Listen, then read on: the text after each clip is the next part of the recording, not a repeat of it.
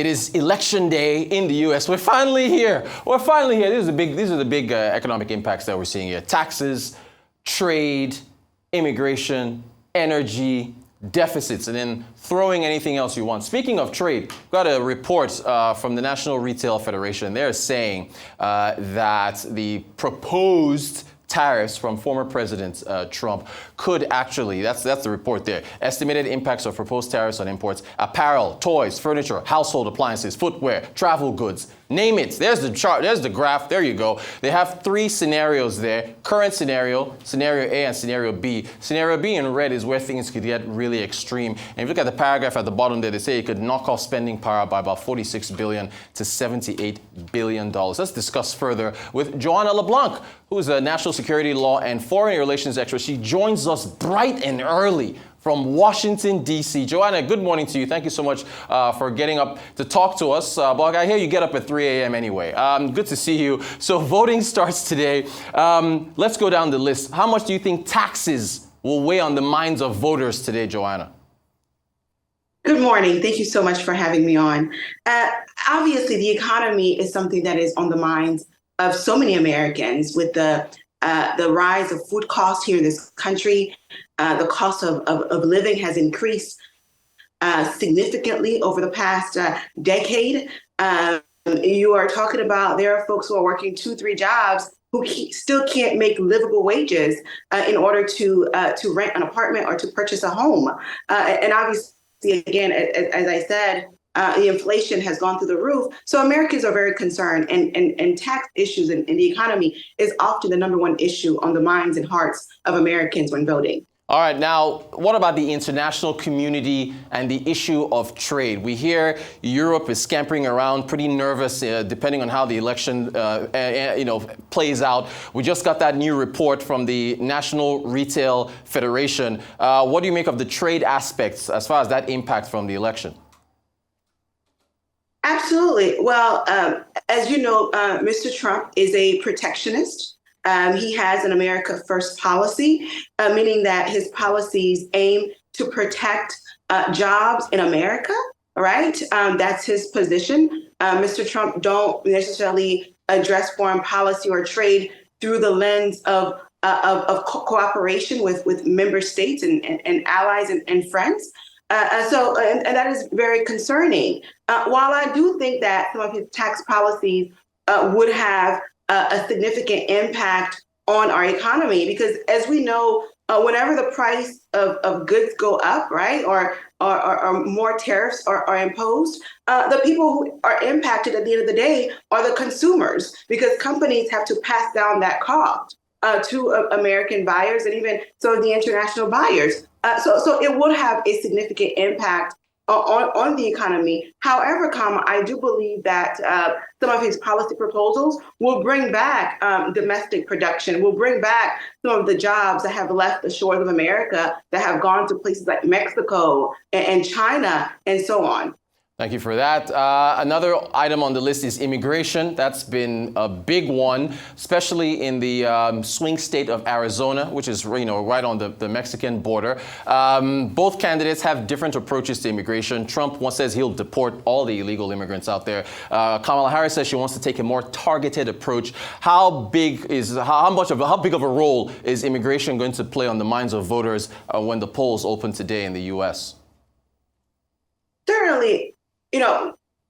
We have to be honest. Our immigration system here in this country is broken, and there needs to be real reforms to address some of the immigration issues. And when you look at the U.S.-Mexico border, there is indeed a crisis of folks wanting to come into America from different parts of the world, from Africa, from different parts of Africa, from the Caribbean, from Latin America. From the Middle East and from different parts of the world in general. While the United States does have policies in place, if someone is seeking asylum because they're being persecuted in their homeland, there's a process that folks could go through and potentially be admitted into the United States. However, if one is fleeing economic conditions, economic challenges, unfortunately, there is not a law, there's not a system in place to allow folks to come in through the U.S.-Mexico border for that purpose, right? So Mr. Trump has announced that if elected on day one, there's going to be mass deportation. First and foremost, that's rhetoric. We do have a judiciary system here in America.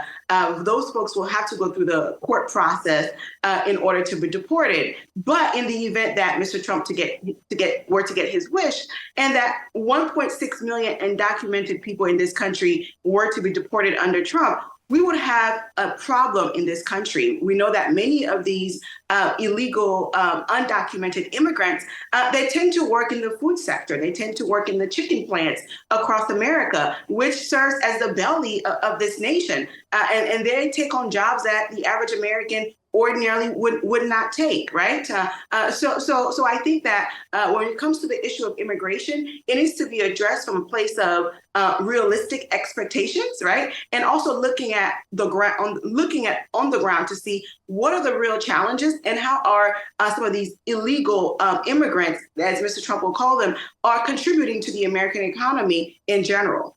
All right. In fact, your words there on the labor force in particular, that was echoed by Jerome Powell, the U.S. Federal Reserve chair. Let me ask you about energy. That's next on the list. Former President Trump favors fossil fuels. Vice President Harris, she's more on the renewable energy side. How do you think that plays out with respect to voters and, I guess, energy policy in the U.S. going forward, depending on who wins?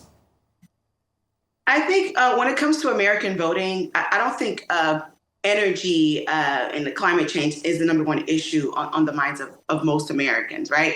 But it is an issue that certainly needs to be addressed. We saw that under Trump's previous presidency, he withdrew from the climate accord, right? Saying that he does not necessarily believe in climate change. We saw that one of his greatest supporters in Congress, Marjorie Greene Taylor, actually blaming the Democrats for the weather here in this country.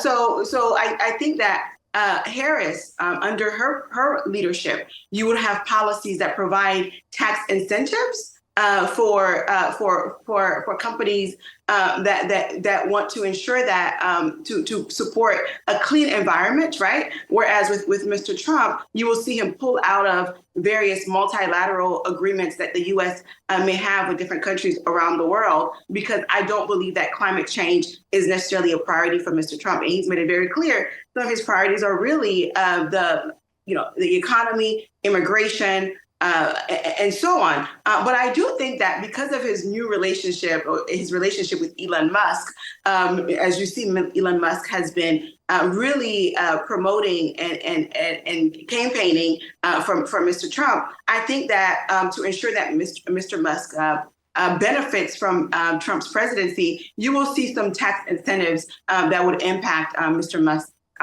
sector here in this country. All right. Now, there's one item that's not on our list, and that's Social Security and Medicare. How do you think that works out under a Trump or Harris presidency? Because these are entitlement, benefits and so on and so forth. How do you think that works out? Yeah, with Medicaid, we saw that Trump wanted to repeal the Affordable Health Care Act. While I think that it is not a perfect program, it is indeed a step in the right direction, right? Because before the Affordable Health Care Act, which was enacted under President Barack Obama, folks with existing living conditions, medical conditions rather, were not able to access medical care. And as we know, wealth is wealth. So I think that Mr. Trump probably will try again to repeal the Affordable Health Care Act, whereas VP Harris will probably work on modifying it and expanding it to ensure that senior citizens and lower income folks here in this country could have access to those benefits. And when it comes to Social Security, we know that the system is depleting. So there needs to be some major reforms to ensure that those who are 65 years or older will be able to have access to Social Security benefits at the age of retirement.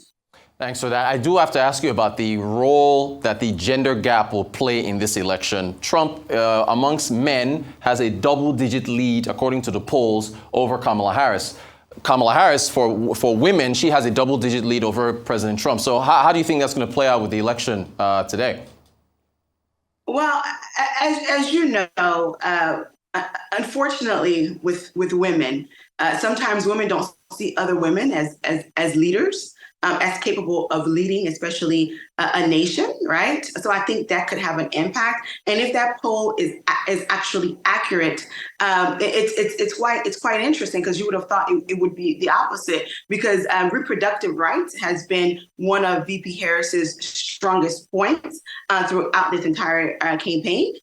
She has, shared with the American people that her plan is to, codify laws that would ensure that access to reproductive services would not be restricted as they are right now after the overturn of Roe v. Wade by the United States Supreme Court.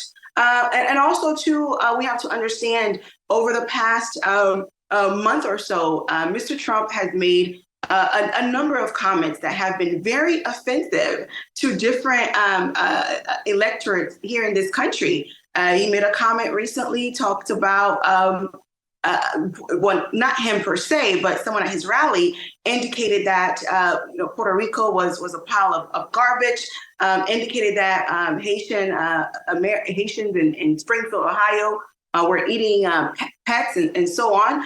So I think that there are some people who are, in a way, don't like the rhetoric. They may like Mr. Trump as a president, but the rhetoric may have turned them off a little bit. But I think ultimately today is the day that we're going to see how Americans really feel. More than 70 million Americans have already cast their ballot in different states. We know that there are certain states that are more important than others, like battleground states like Pennsylvania, Wisconsin, North Carolina, and Georgia. So I think ultimately between today and Friday, we will know who actually win this presidential election in America. Johanna Leblanc, thank you so much for your analysis. Really appreciate it. It sets the stage perfectly for today's election. We'll see what happens over the next 24, 48 hours. Thank you so much for joining us. Johanna Leblanc there, Washington, D.C., national security law and foreign relations expert.